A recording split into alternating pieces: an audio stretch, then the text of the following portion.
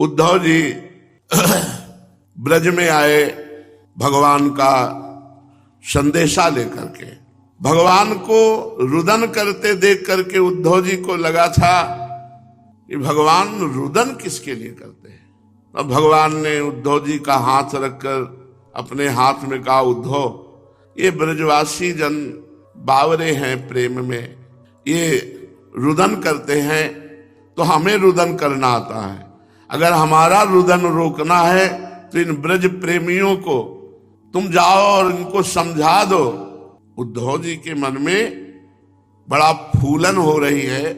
भगवान स्वयं कह रहे कि जाओ तो हरि गोकुल की प्रीति चलाए। सुनो उद्धव मोहि न बिसरत ये ब्रजवासी सुखदाई, ये परम सुख मेरे को देने वाले ब्रजवासी जन। देखो भगवान कह रहे विस्मरण नहीं होता, जब देखो तब ब्रजवासी ही हमारे दिमाग में छाए हुए हैं। कभी सखा, कभी मैया बाबा, कभी ब्रजवासी जन, कभी गोपी जन। क्या करें, इसीलिए रोना रहा है। यह चित होत जाऊं मैं अबही, यहां नहीं मन लागत, गोपी ग्वाल गाय बनचारन अति दुख पायो त्यागत। क्या करूं, मन होता है अभी उड़कर पहुंच जाऊं। हमें हमारे ब्रज की गौया, गोपगण, सखागण, गोपीजन, इन सबकी बहुत याद आती है। और आपको सही बताऊं, आज तक पेट नहीं भरा। उद्धव जी से कह रहे, जब मैया हमको डांट डांट करके माखन मिश्री रोटी पवाती, वो प्यार मथुरा में को, मथुरा में तो 56 भोग लग रहे, लेकिन मुझे वो प्यार नहीं मिल रहा है। कहां माखन रोटी, कहां जसुमती, जेवो कही कही प्रेम। अरे नहीं, अभी इतना नहीं, और पा लाला, और पाओ। ये कौन पवाएगा।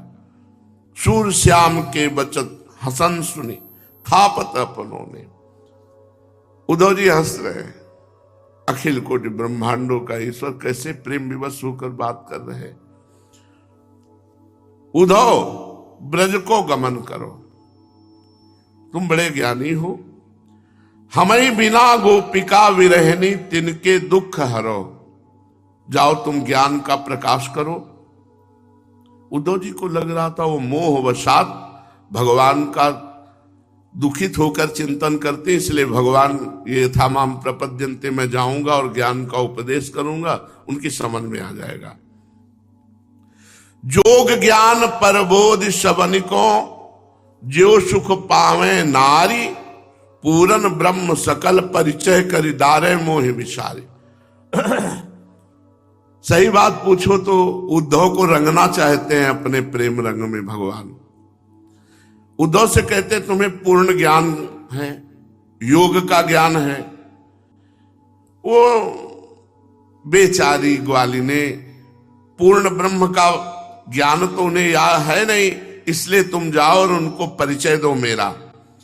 यदि वो मुझे भूल जाएं, रोना बंद कर दे, तो फिर बात बन जाए, तो मैं नहीं रोऊंगा। अगर वो रोएंगी तो सखा प्रवीण हमारे तुम हो, तुम ते नहीं महंत, शूर श्याम ही कारण पटवत होए आवे गो संत। हे उद्धव, तुमसे बढ़कर मेरा प्रवीण कोई सखा नहीं है। तुम हमारे एकांतिक प्रेमी हो, तुम ज्ञानी महान महंत हो, तुम्हारा अंतःकरण ज्ञान से भरा हुआ है, इसलिए मैं तुम्हें भेज रहा हूं। तुम वहां जाओ, जाकर के गोपियों को उपदेश करो। और बाद में कह रहे हैं कि जब लौटोगे ना, तब तुम देखना क्या बन जाते हो। उद्धव मन अभिमान बढ़े हो। जब भगवान ने ऐसा कहा तो उद्धव के मन में ज्ञान गर्व फूला कि आज जाकर के अपना ज्ञान प्रकाशित करने का अवसर मिलेगा समस्त ब्रजवासियों और गोपियों के बीच में। उद्धव मन अभिमान बढ़्यो, जदुपति जोग जान जी साचो, नयन आकाश चढ़्यो। सोचने लगे कि वास्तविक मैं योगी कितना बड़ा हूं और ज्ञानी कितना बड़ा हूं, ये तो श्री कृष्ण जानते हैं सच्चाई, इसीलिए मुझे भेज रहे हैं। कन्हैया यदि मुझे भेज रहे हैं कृष्ण, तो मैं ब्रज की गोपियों का अज्ञान दूर करके उनके अंदर ज्ञान प्रकाशित करूंगा। ये गर्व बढ़ा उद्धव के हृदय में। वो ब्रजांगनाएं गोप बाला क्या जाने ब्रह्म ज्ञान, मैं जाकर उनको उपदेश करूंगा। इसलिए उनकी आंखें आकाश चढ़ गई। आकाश चढ़ मतलब गर्व हो गया, आंखें गर्वयुक्त हो गई। और वे मन ही मन अपकरत प्रशंसा, यह मिथ्या सुख भोग। मन ही मन अपनी प्रशंसा कर रहे कि बृहस्पति जी से ज्ञान प्राप्त हुआ, आज ज्ञान सार्थक होगा। भगवान मेरी सच्चाई जानते कि मैं कितना बड़ा योगी और ज्ञानी हूं। अब गर्व से भर करके मैं ब्रज जाऊंगा और वहां उपदेश करूंगा।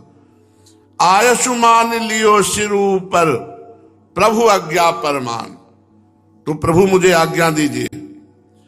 सूरदास प्रभु गोकुल पठवत, मैं क्यों कहूं कि आन। मुझे स्वयं भगवान भेज रहे अपना एकांतिक जन जान करके, तो मैं जा करके उनको ज्ञान का उपदेश करूंगा। उद्धव जी रथ पर सवार हुए। आपने कल सुना, बड़ी शीघ्रता से रथ को संचालन कर, तो उद्धव जी की वेशभूषा साक्षात श्री कृष्ण की वेशभूषा।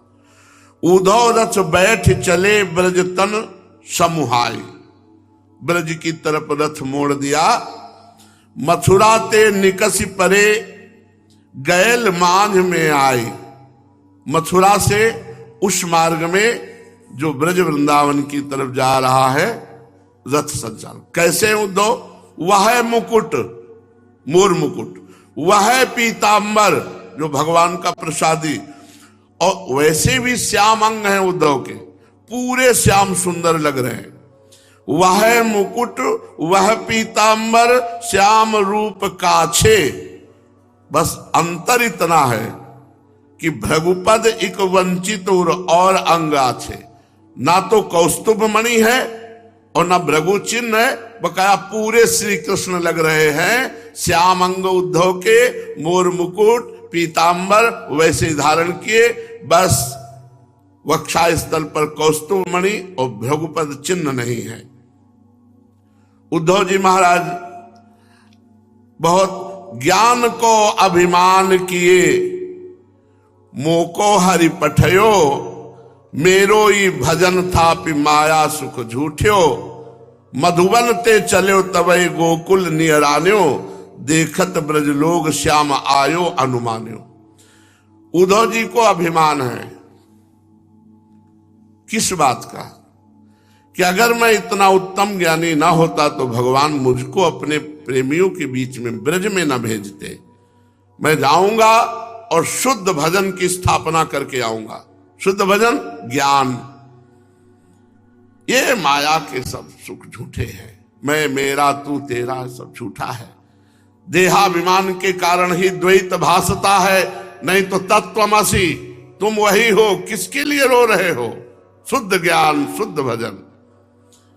मधुबन से चले और जब ब्रज में प्रवेश किया तो लोग अनुमान करने लगे कि क्या श्री कृष्ण आ रहे हैं। ऐसा लगता है कि श्री कृष्ण वापस आ रहे हैं। तो सखा लोग दौड़ते हैं।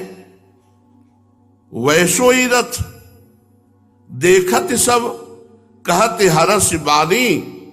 सूरज प्रभु से लागत तरुणी मुस्कानी। आपस में सब गोपियां, हमें लगता है हमारे श्री कृष्ण आ गए। जैसे रथ में गए थे वैसा ही रथ है, और मोर मुकुट पीतांबर धारण किए हुए श्याम शरीर दूर से लगा कि भगवान। नंद गोप हर्षित हुए। नंद बाबा बड़े हर्षित हुए जो बाहर निकलकर।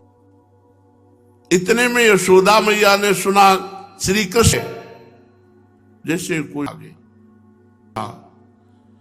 आवत बलराम श्याम सुनत दौरी चली बाम। मुकुट झलक पीतांबर मन, नीचे आए गोपाल आनंदित भई बाल, मिट्यो विरह को जंजाल। जो जो सुन रहा है भागे सबके विरह दुख मिट रहे। प्रभु आ गए, निश्चय आए गोपाल, निश्चय प्रभु ही आए हैं, क्योंकि मोर मुकुट धारण किए हुए, दूर से देख पीतांबर धारण किए हुए हैं। गदगद तन पुलक भयो, मुकुट पीत बसन नयो, मन में कछु सोच भयो, श्याम किधो को।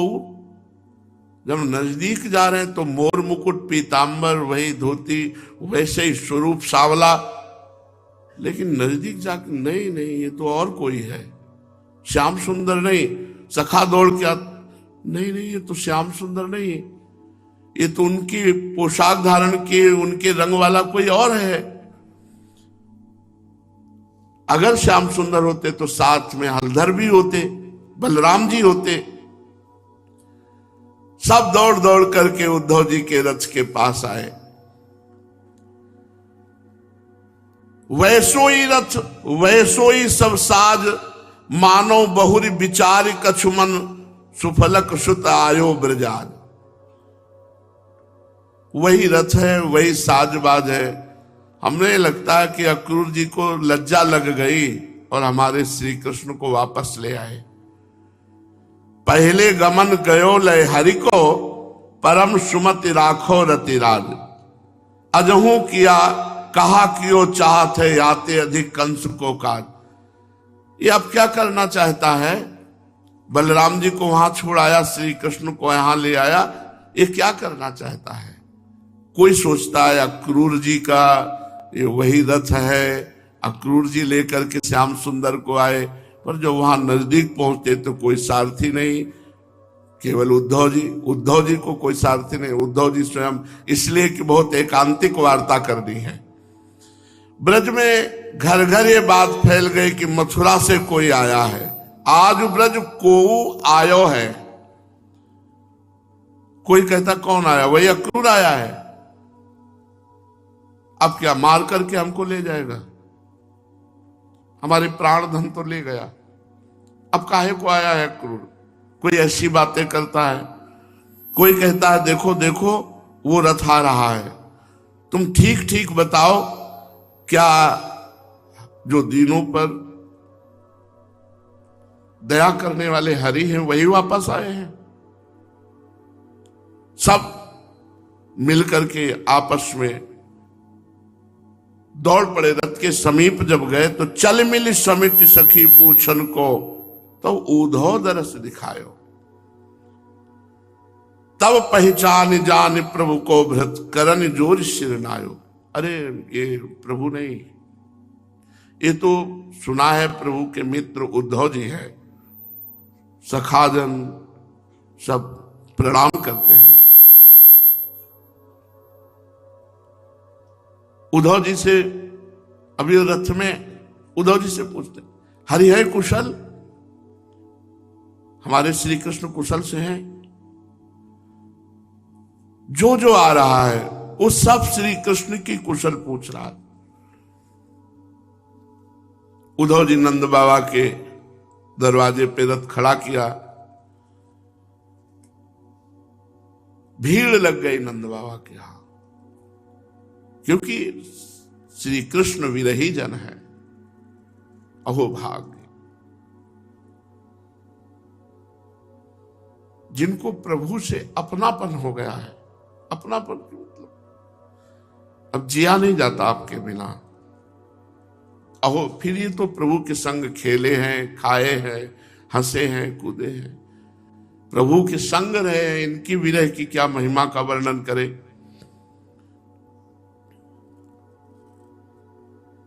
प्राण हमारे तब ही ले गयो, अब की कारण आयो, मैं जानिए बात सुनत प्रभु, कृपा करन उठिधायो।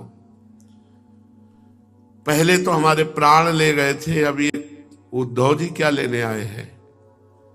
किसी ने कहा हम पर कृपा करने आए हैं, क्योंकि हम सब विरह में जल रहे थे। श्याम सुंदर की कम से कम प्रसादी पोशाक तो पहने हैं, हमें उनकी पोशाक के तो दर्शन हो रहे हैं, ये तो श्याम रंग वाले हैं।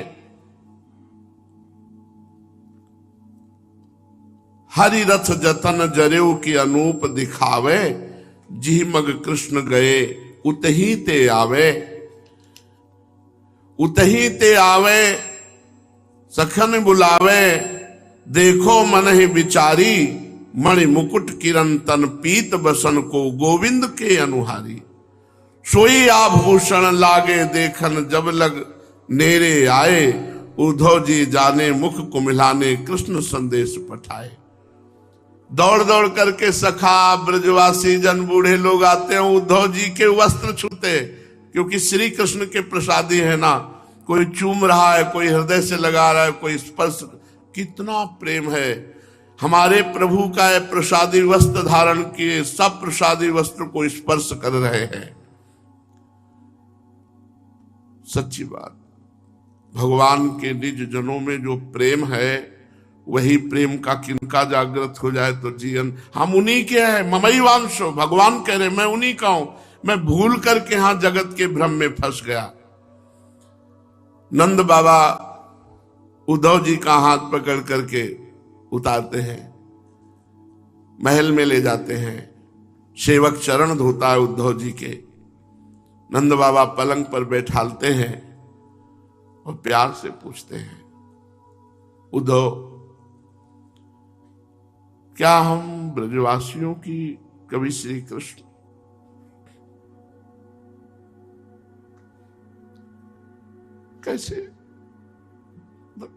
कैसे जीते होंगे? जिनकी गोद में बैठकर श्री कृष्ण खेले, उन बाबा की हालत क्या होगी?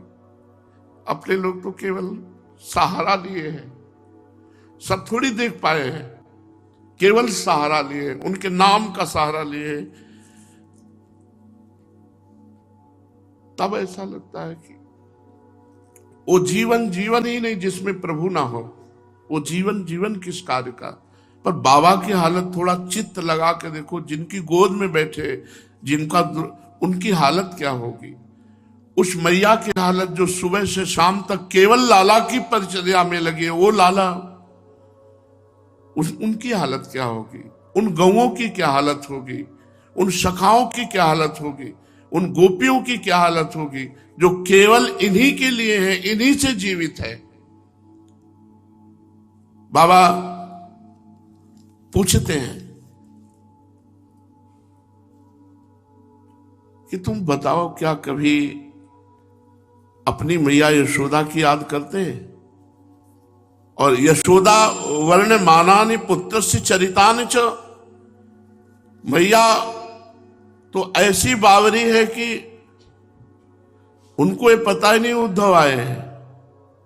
वो तो अपने भाव, रुक लाला रुक ला, थोड़ा माखन खाता जा, फिर जा। बाबा दिखा रहे हैं कि देखो क्या हालत है। अरे वो तो मथुरा चले गए, फिर विकल होकर रो पड़ती है। कभी पालने के पास जाती है, वही पालना जिसमें श्री कृष्ण झूलते, वहां श्री कृष्ण झूलते रहे। फिर देखती है ये तो खाली है, श्री कृष्ण तो चले गए। उनके प्रतिपल नवीन नवीन प्रभु की लीलाएं, और उन्हीं लीलाओं में खोई, कभी आर्तभाव में पुकारती, कभी उनके पीछे दौड़ती, कभी हंस देती है। बड़ी उत्तम दशा श्री यशोदा मैया की है। उद्धव जी कंपायमान हो रहे, आए गर्व रखकर थे ज्ञान के, लेकिन यहां जब प्रेमियों की दशा देखी, अभी तो दास सख्य वात्सल्य इन्हीं का दर्शन कर रहे हैं। श्री कृष्ण की एक एक लीला का चिंतन करके नेत्रों से आंसू बहाते हुए नंद बाबा और यशोदा मैया, पुत्र स्नेह की बाढ़ उनके स्तनों से अब भी दुग्ध धारा बहने लगी यशोदा मैया के। उद्धव जी ने देखा यशोदा मैया की दशा और नंद बाबा की, कि श्री कृष्ण के प्रति कैसा अगाध अनुराग है। ये देखकर वे प्रेम से विकल होने लगे। अभी तक प्रेम उद्धव को नहीं आया। जे भी बाबा का वात्सल्य प्रेम और मैया का प्रेम देखा तो उद्धव आनंद मगन हो गए और कहने लगे, हे बाबा, इसमें संदेह नहीं कि आप दोनों समस्त शरीरधारियों में अत्यंत भाग्यवान हैं, सराहना करने योग्य हैं। सारे चराचर जगत के बनाने वाले, उन्हें ज्ञान देने वाले सर्वेश्वर भगवान के प्रति आपके हृदय में ऐसा वात्सल्य स्नेह, ये पुत्र भाव मैंने तो पहली बार देखा। मेरे प्रभु से इतना प्यार। पर बाबा, हम आपको बताने आए हैं, एतौ हि विश्वस्य च बीजयोनि रामो मुकुंदः पुरुषः प्रधानम अनिवीय भूतेषु विलक्षणस्य ज्ञानस्य चेशात इमौ पुराणो। बाबा, ये श्री कृष्ण और बलराम साक्षात भगवान हैं, पुराण पुरुष हैं, सारे संसार को बनाने वाले हैं और स्वयं संसार रूप बनने वाले हैं, अर्थात उपादान कारण और निमित्त कारण दोनों प्रभु हैं। भगवान श्री कृष्ण प्रधान पुरुष है तो बलराम जी प्रधान प्रकृति है। यही दोनों समस्त शरीरों में प्रविष्ट होकर उन्हें जीवन दान देते हैं। बाबा, अत्यंत विलक्षण जो ज्ञान स्वरूप जीव है, उसका नियमन करने के कारण इन्हें ईश कहा गया है।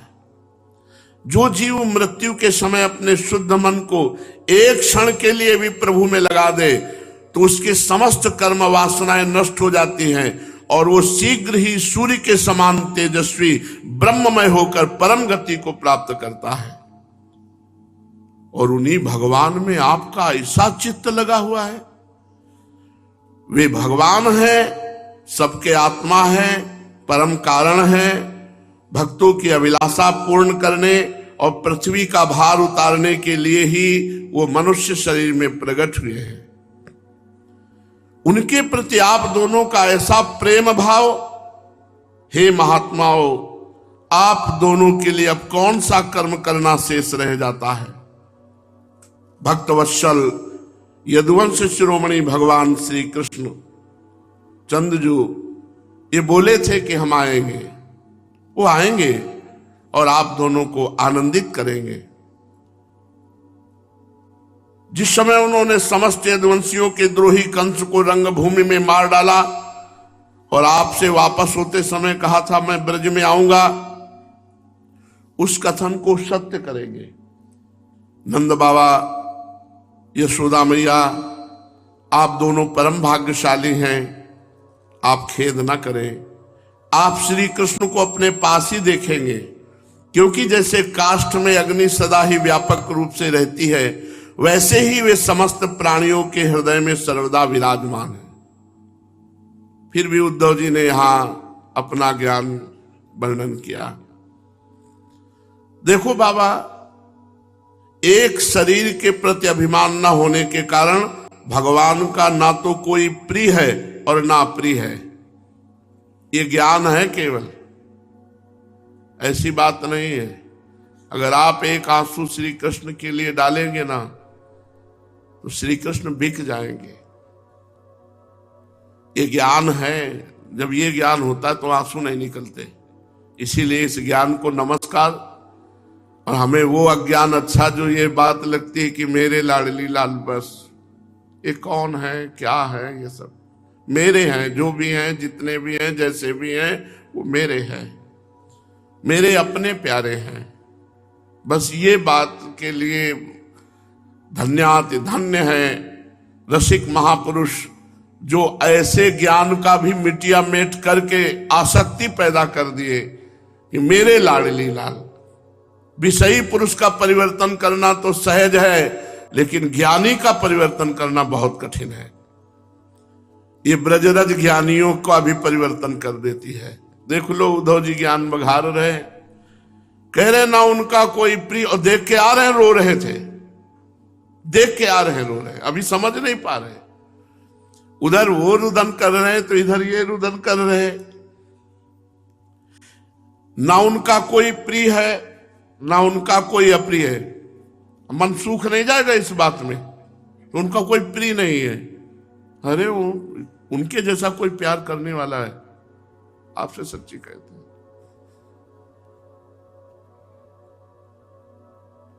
अगर थोड़ा भी जान जाओगे कि प्रभु आपको कितना प्यार करते हैं, तो उनके जैसा प्यार करने वाला कोई है ही नहीं। हर स्वामी में एक बात होती कि उसका सेवक दोष रहित हो, गुणवान हो, लेकिन हमारे स्वामी ऐसे कि हजारों दोष होने पर भी वो कभी त्यागते नहीं।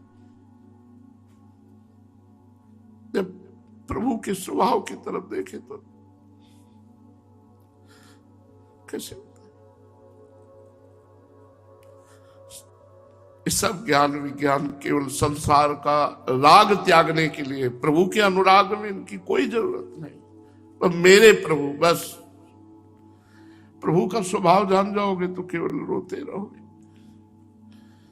जब अपनी नीचता और प्रभु की महानता इन दोनों का होता है, तब लगता है इतने महान हो। न उनका कोई प्रिय है न कोई अप्रिय है, पर ऐसा नहीं है। इसलिए ऐसा नहीं कि हम अनुभव की बात कहते हैं, बहुत प्यार करते हैं।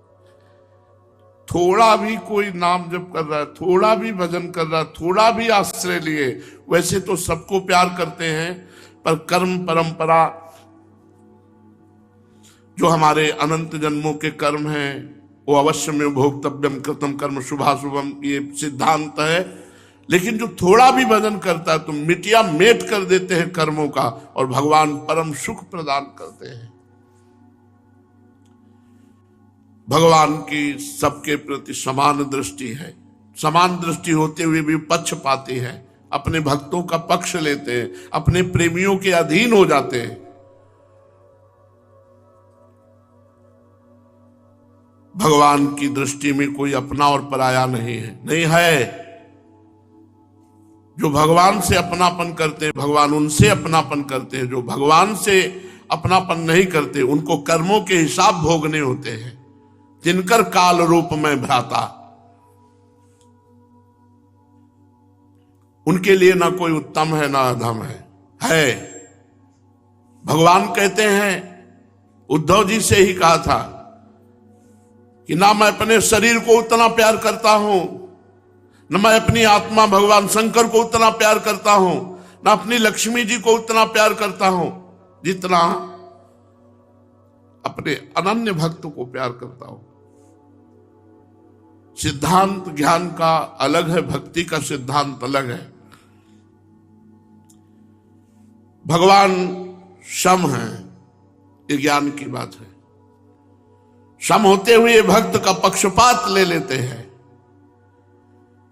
भीष्म जी महाभागवत हैं, लेकिन अधर्म के पक्ष में हैं, पांडवों के विरुद्ध पक्ष में हैं, तो बाणों की सैया में सुलवा दिया, और एक भी बाण पांचों पांडवों का कभी भेदन नहीं कर पाया। भगवान पक्षपाती भी है। जो उनका आश्रय ले लेता है, भगवान उसका पक्षपात ले लेते हैं। भगवान के ना तो कोई माता है और ना पिता है। देखो, ये ज्ञान है। प्रेम सूख जाए बात सुन के। ना कोई अपना है ना पराया है, और ना उनका जन्म है ना उनकी देह है। ये है ज्ञान। ना उनका कोई कर्म है। ये तो धर्म स्थापना के लिए, संतों को सुख देने के लिए, साधुओं के परित्राण के लिए, जैसे भगवान मत्स्यावतार वामनावतार धारण किया, ऐसे ही भगवान श्री कृष्ण अवतार धारण। ये ज्यादा ज्ञान अच्छा नहीं। वह अजन्मा है, उनमें सतोगुण रजोगुण तमोगुण नहीं है। इस प्रकार के गुणों से अतीत होने पर भी लीला के खेल खेल में वे तीनों गुणों को स्वीकार करके जगत की रचना पालन और संहार करते हैं। बाबा जैसे बच्चे घुमरी परेता खेलने लगते हैं तो मनुष्य वेग के चक्कर लगाने लगता है, तो उसको लगता है जगत घूम रहा है, वृक्ष घूम रहे हैं, पर घूम वो रहा है। ऐसे ही वास्तविक सब कुछ करने वाला चित्त है, परंतु उस चित्त में अहंकार बुद्धि हो जाने के कारण भ्रमवश उसे अपना मैं समझ लेता है और जीव इसी के कारण कर्ता भाव से जन्म मरण के चक्र में पिसता है। बाबा भगवान केवल आपके पुत्र नहीं हैं, वे समस्त प्राणियों की आत्मा हैं, पिता हैं, माता हैं, स्वामी हैं, सब कुछ है। बाबा जो कुछ देखा सुना जाता है, चाहे वो भूत से संबंध रखता हो, वर्तमान से अथवा भविष्य से, स्थावर हो या जंगम हो, महान हो या अल्प हो, वो श्री कृष्ण से पृथक नहीं है, सब श्री कृष्ण में है। श्री कृष्ण के अतिरिक्त ऐसी कोई वस्तु नहीं जिसे हम वस्तु कह सके। वास्तव में सब वे ही हैं, वे ही परमार्थ सत्य हैं। ये ज्ञान की बात उद्धव जी वर्णन कर रहे हैं, जो उनको भगवान की कृपा से ही प्राप्त हुआ है, पर भेजा इसीलिए है कि इस निर्मल जल में शक्कर मिल जाए। अभी निर्मल जल है उद्धव जी, प्रेम रूपी शक्कर मिल जाए तो सर्वत मीठा जल बन जाए।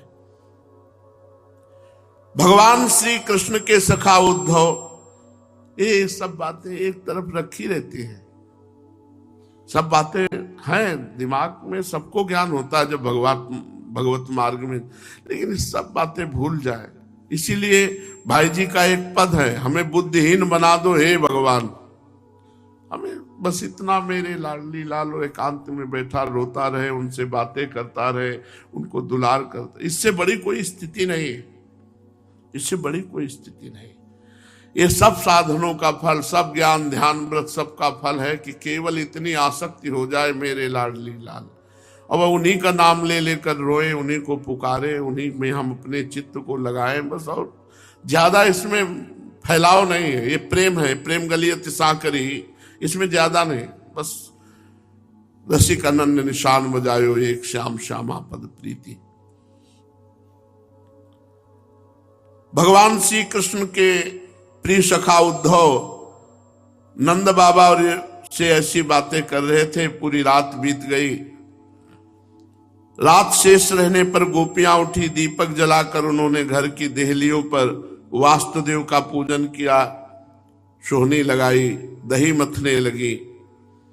ठीक जैसे भगवान श्री कृष्ण के समय ब्रज की उत्सवमय स्थिति होती थी। गाय धोने का घर घर शब्द होने लगा, मथानी चलने लगी, और श्री कृष्ण के मंगलमय गीत गाते हुए गोपिकाएं सेवारत हैं। भगवान श्री कृष्ण के मंगलमय चरित्रों का गान कर रही हैं गोपियां, और दही मथती जा रही हैं, जिसकी स्वर लहरी पूरे ब्रज में फैल रही है।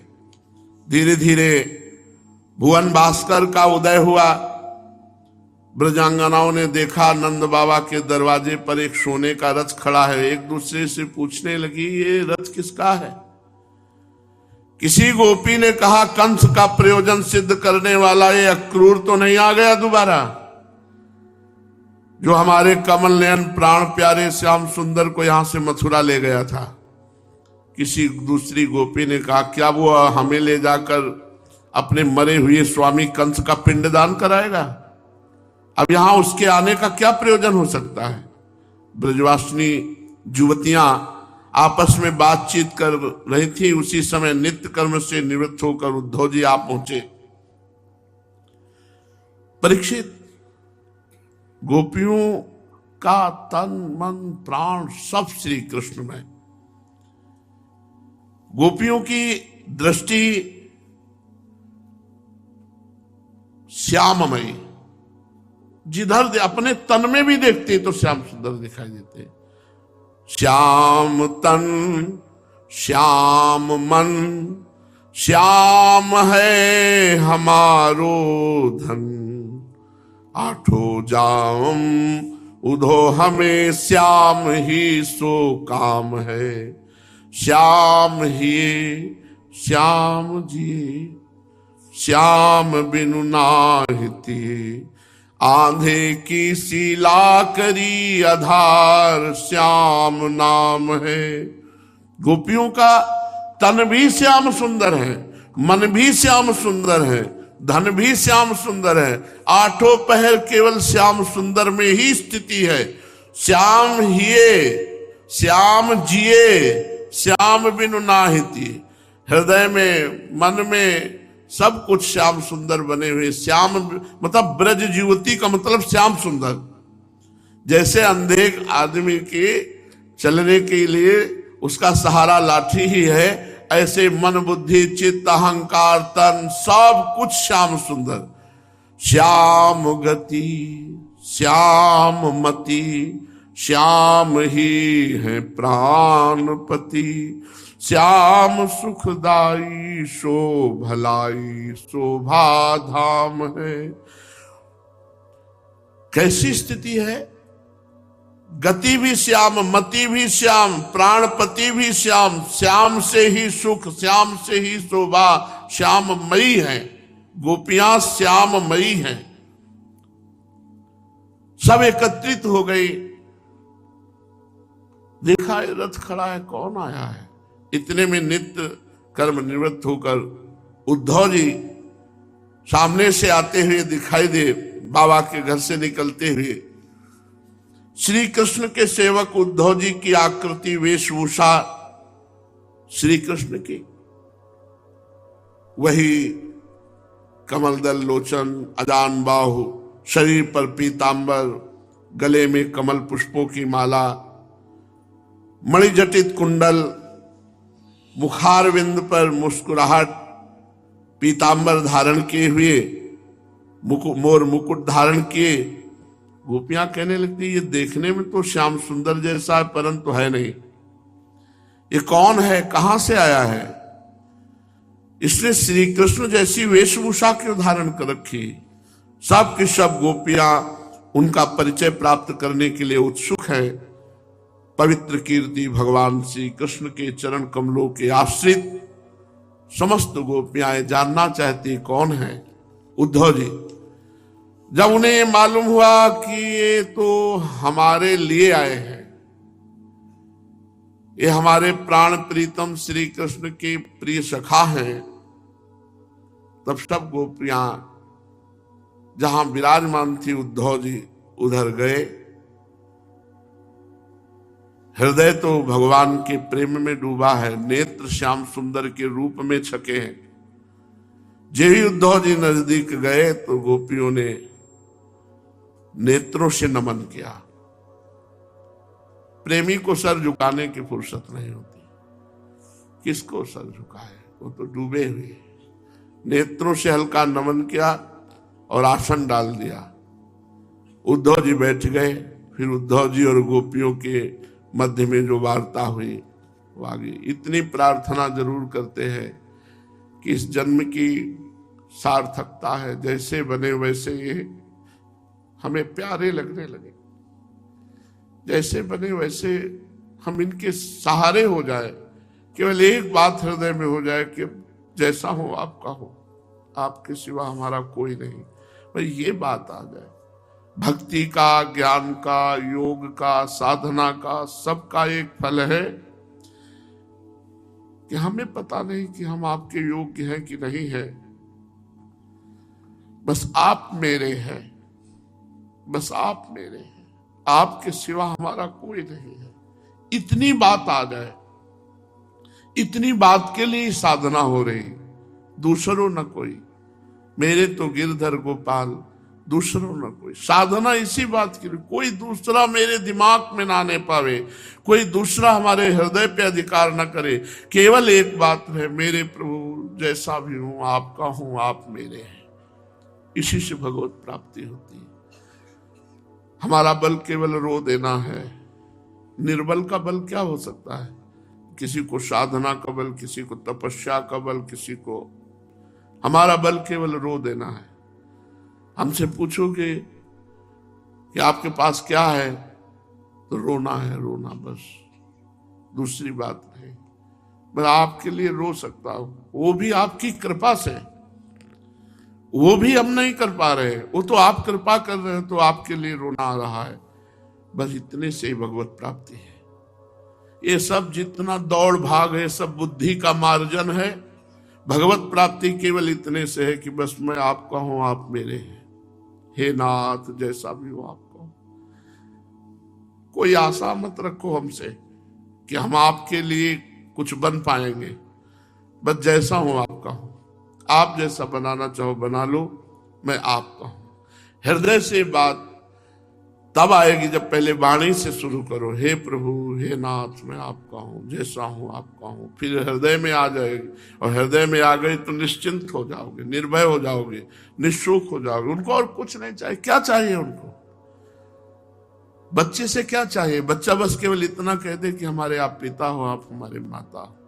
भूल से जो इधर उधर भटक रहा था वो लौट आवे, बस इतनी बात उनको है। ये जो हम जननी जनक बंधु सुत दारा तन धन धाम सुहृद परिवारा, इसमें हम भूल चुके हैं। इसको समेट लो भूल को, और प्रभु के चरणों में कर लो, बस हो गई भगवत प्राप्ति। आप खुद देख लेना, बहुत जल्दी आपको जो बड़े बड़े मुनियों के ध्यान में नहीं आते हो मुस्कुराते हुए सामने दिखाई देंगे। शेष चर्चा आगे। श्री राधा वल्लभ।